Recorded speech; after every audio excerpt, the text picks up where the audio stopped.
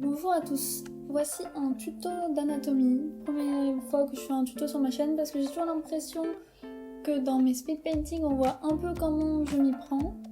Mais je me suis dit que l'anatomie ça pouvait être intéressant pour certaines personnes. La façon dont moi je l'ai apprise, dont moi je la mets en place, ce genre de choses. La première chose dont tout le monde parle en anatomie, c'est les canons de proportion. Donc les canons de proportion, vous voyez souvent les personnes faire ce genre de choses. Et souvent, on vous dit qu'il faut 9 têtes pour faire l'humain parfait. Alors, ça dépend totalement du personnage, des personnes, etc. Moi qui fais souvent des femmes, la plupart du temps, ce qui revient dans les modèles que je dessine, souvent c'est 8,5. C'est pas 9, c'est souvent 8,5. Souvent, le corps de la personne s'arrête ici. Donc évidemment, vous avez la tête, c'est le premier truc. Pour des anatomies un peu plus cartoon, etc., évidemment, ça n'a pas lieu d'être, mais c'est toujours extrêmement utile de savoir l'anatomie, peu importe ce que vous faites. Alors, cette barre ici, c'est en théorie, pour le coup, c'est pas toujours pareil, mais c'est à peu près le milieu de la poitrine, pour vous donner une indication. Aussi, une bonne chose à savoir, ça peut paraître un peu bizarre, mais pour savoir l'emplacement du téton, souvent il faut passer par le lobe de l'oreille. Le lobe de l'oreille, si vous descendez une ligne droite, c'est à peu près là où doit se placer le téton.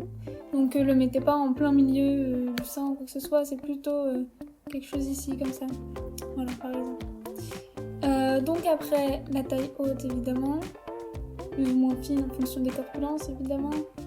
Alors, le nombril, beaucoup le mettent ici. Alors bon, il y a des personnes qui l'ont extrêmement haut, qui l'ont donc vers cet étage-là, si on veut. Personnellement, je sais que la plupart des personnes que je connais, c'est plutôt la fin des côtes ici, et le nombril plutôt vers ici. Là, vous avez le haut du bassin, donc la crête iliaque. Ici, l'entrejambe. Alors évidemment, le dessin est très moche, je le fais très rapidement, mais c'est pour vous expliquer.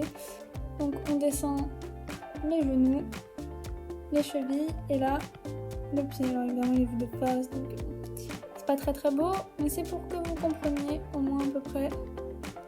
On dirait qu'elle a un jeu nouvelle game. C'est pas... bref.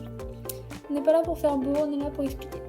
Donc à peu près au niveau du nombril, ça dépend des personnes ou au niveau de la taille haute, nous avons le pli du bras. Et donc pour le poignet etc. Souvent, si vous avez la main vers l'intérieur, la main arrivera là, et donc elle arrivera un petit peu plus bas, à peu près ici, quand elle est le long du corps. Évidemment, on a tous des bras plus ou moins longs, ça dépend des personnes, mais bon, c'est dans les canons de proportion à peu près ce genre de choses. Même si apparemment, ça dépend d'une personne à l'autre, on a tous appris différemment. Donc ça, c'est pour les canons de proportion. Si vous avez des questions, n'hésitez pas évidemment. Sur ce, sayonara!